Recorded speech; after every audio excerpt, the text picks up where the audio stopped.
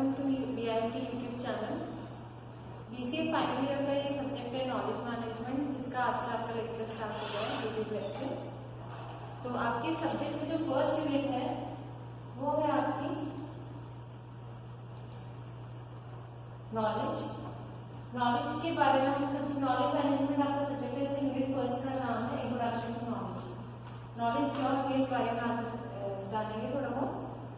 Knowledge is increasingly being recognized as the new strategic imperative of organizations. Knowledge क्या है?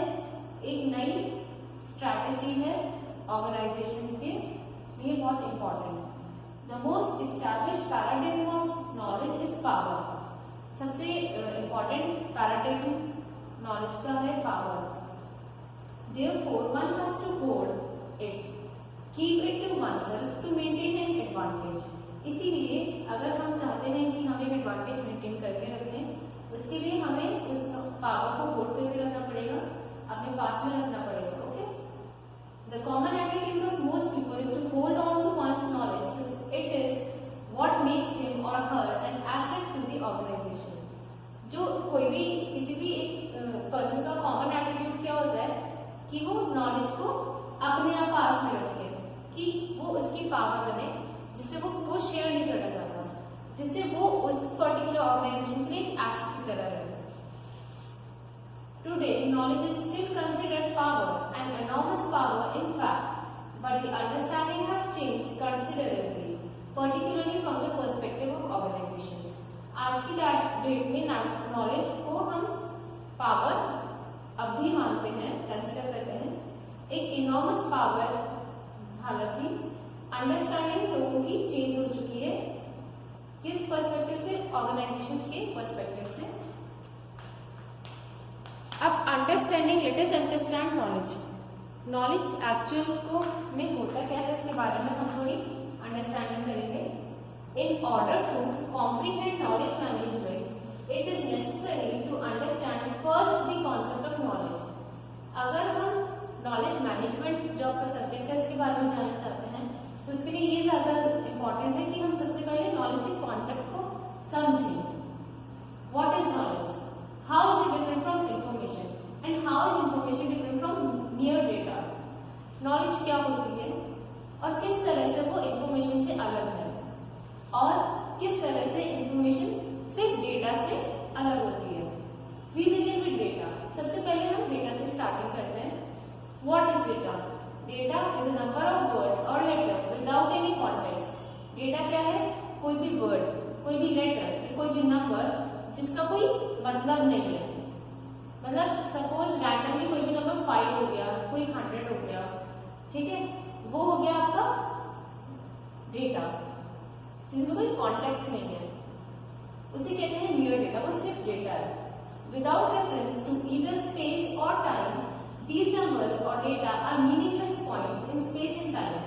अगर हम इनका रेफरेंस ना लें स्पेस या टाइम से लेके, तो ये नंबर्स या ये डेटा मीनिंगलेस है अगर इसे ऑर्गेनाइज किया जाए।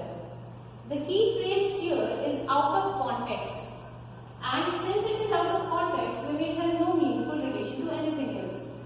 अब यहाँ पर की फ्रेज है, बात ध्यान देने वाली है कि ये आउट ऑफ कॉन्टेक्स्ट है, मतलब ये सिर्फ मेयर डेटा है, नंबर्स है, न्यूमेरिकल्स है, या सिर्फ एक वर्ड है जिसका कोई सेंस नहीं है।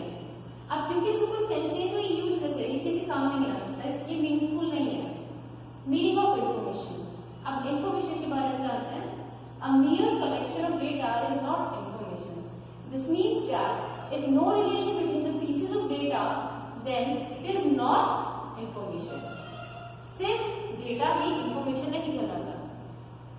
मतलब अगर जब तक डेटा के पीसेस में कोई रिलेशन नहीं होता तो वो इंफॉर्मेशन नहीं कहलाता सकता। What makes a collection of data, what makes a collection of data information. अब डेटा को इंफॉर्मेशन बनाया कैसे जा सकता है? अगर हम ये चाहते हैं कि डेटा को इंफॉर्मेशन बनाया जाए तो उसके लिए हमें क्या करना पड़ेगा? सी Information is the understanding of the relationship between the pieces of data or between the collection of data and other information. Information क्या है? Information अंडरस्टैंडिंग है रिलेशनशिप की, ठीक, किस किस के बीच में रिलेशन हो, डेटा और दूसरी इंफॉर्मेशन के बीच में. In other words, what is essential in making data or collection of data information is the context. Information data के पीसेस जो है के बीच का जो रिलेशनशिप है उसके बीच की अंडरस्टैंडिंग कहलाती है. या फिर हम ये भी कह सकते हैं किसी भी डेटा को या कलेक्शन ऑफ डेटा को इंफॉर्मेशन तब बनाया जा सकता है जब उसमें कोई कॉन्टेक्स्ट आता है. That is the relation between the pieces of data. मतलब उस डेटा के बीच में कोई ना कोई रिलेशन जुड़ जाता है तो फिर वो डेटा इंफॉर्मेशन बन जाता है. For example, if we are given numbers like 1 and 7, they do not mean much. We may relate to the numbers 1 as being less than 2 and greater than 0. अगर हमारे पास नंबर्स हैं जैसे 1 है 7 है तो वो कुछ उनका कोई मीनिंग नहीं होता, बट हम 1 को 2 से इस तरह से रिलेट कर सकते हैं कि 1 की वैल्यू 2 से छोटी होती है, ठीक है, और 1 की वैल्यू 0 से ग्रेटर देन होती है. तो अब ये सिंपल नंबर्स क्या बोलते हैं, हमारा इंफॉर्मेशन करते हैं. While 7 is a number greater than 6 but less than 8. इसी तरह 7 क्या है, 7 वो नंबर है जो 6 से बड़ा है पर 8 से छोटा है. At this level of understanding, these numbers are mere data. However, if we associate 7 with the numbers of class in a week, we create context. With context, these data become information. And the information given by that context is that there are 7 days in 1 week. We have established a relationship between two pieces of data, 1 and 7. We have associated the numbers 1 with week and the number 7 with days. We have placed the data within a context, thus producing information. Suppose हमारे पास numbers हैं 1 है और 7 है, ठीक. अब ये सिर्फ mere data है. इसे इंफॉर्मेशन बनाने के लिए हम क्या कर सकते हैं, हम अगर मैं एक सेंटेंस बोल रही हूँ कि there are 7 days in 1 week, ठीक, एक हफ्ते में 7 दिन होते हैं. अब एक रिलेशनशिप बन रहा है, एक कॉन्टेक्स्ट आ गया, दो नंबर 7 और 1 में. क्या कॉन्टेक्स्ट आ गया कि एक वीक में 7 डेज होते हैं. तो इसलिए हम बोलेंगे कि अब ये क्या डेटा जो मियर एक डेटा था वो इंफॉर्मेशन में कन्वर्ट हो चुका है. कैसे, वो कॉन्टेक्स्ट की वजह से. अब कॉन्टेक्स्ट में इंडिपेंडेंस कैसे होती है. सपोज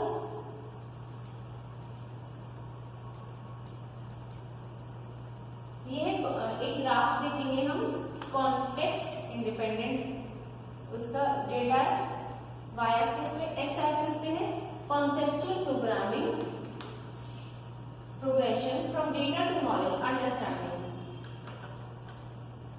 अब जब भी हम देखेंगे इंफॉर्मेशन अंडरस्टैंडिंग रिलेशंस, मतलब एक जो इंडिपेंडेंस होती है और अंडरस्टैंडिंग का ग्राफ जो आता है वो हमेशा डायरेक्टली प्रोपोर्शनल आता है. मतलब जितने इंफॉर्मेशन बढ़ेगी तो उतने रिलेशन अंडरस्टैंडिंग होगी, जितनी नॉलेज बढ़ेगी उतने ही अंडरस्टैंडिंग पैटर्न्स में को समझने में हमें मदद मिलेगी.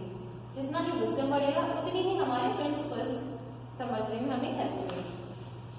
अब for example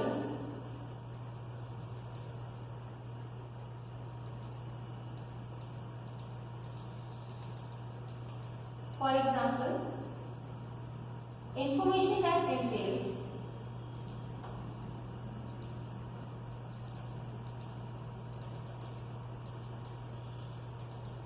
we have seen this from example that information that entails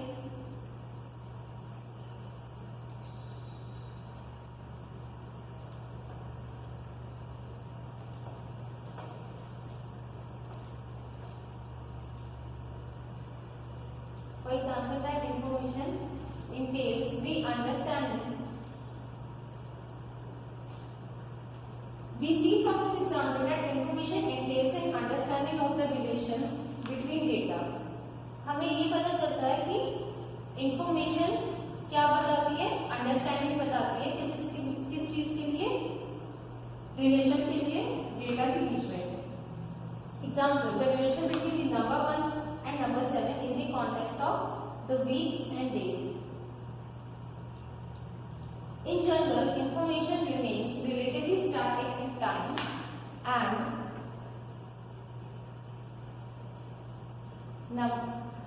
and linear in nature. Generally, information क्या होती है, टाइम में स्टैटिक होती है और नेचर में लीनियर होती है. Since information merely provides the relationship between, क्योंकि इंफॉर्मेशन क्या प्रोवाइड करती है, रिलेशनशिप प्रोवाइड करती है किसके बीच में, टाइम, डेटा और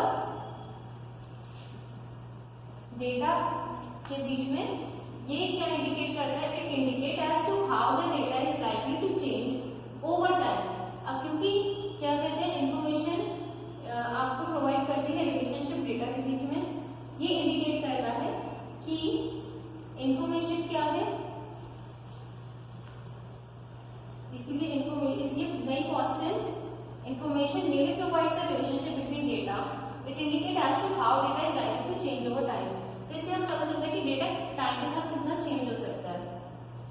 In short, information is relationship between data that is dependent on context for its meaning and with little implication for future.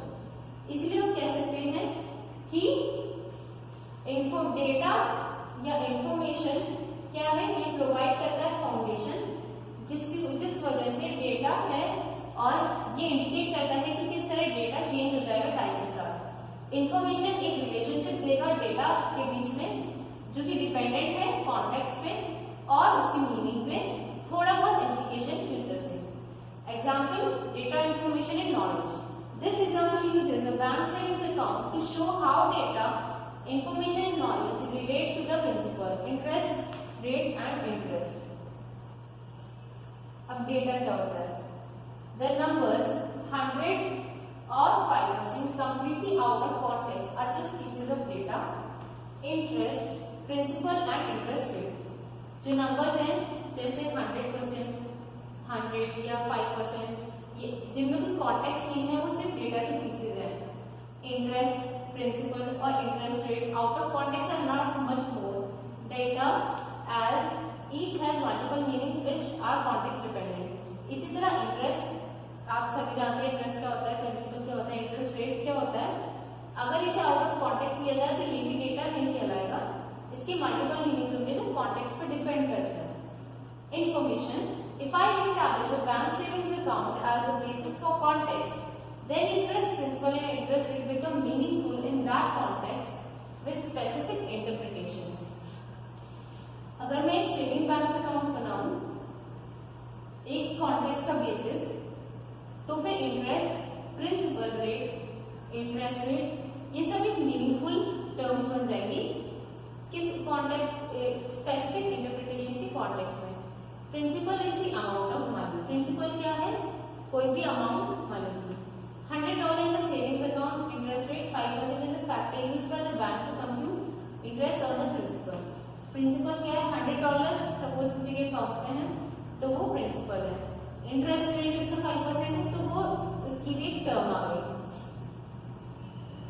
Knowledge क्या होती है, if I put $100 in my savings account and the bank pays 105% interest yearly, then at the end of 1 year the bank will compute the interest of $5 and add it to my principal and I will have $105 in the bank. Suppose मेरे खाते में $100 है और bank मुझे yearly 5% rate of interest दे रहा है, तो एक साल के एंड में मेरा कंप्लीट इंटरेस्ट हो जाएगा $5 और वो ऐड हो जाएगा मेरे प्रिंसिपल में जो कि $100 है. तो at the end of the year मेरे अकाउंट में $105 आ जाएंगे. This pattern represent knowledge which allows me to understand how the pattern will evolve over time and the results it will produce. ये पैटर्न रिप्रेजेंट करता है knowledge को, जिससे आपको ये समझने में मदद मिलेगी कि कैसे पैटर्न वक्त के साथ या टाइम के साथ इवॉल्व होता है understanding the pattern, I know, and what I know is knowledge. If I deposit more money into my account, I know that I will earn more interest. While if I withdraw money from my account, I know that I will earn less interest. अगर हम pattern समझना चाहते हैं तो जो मैं जानता हूँ वो मेरी नॉलेज है।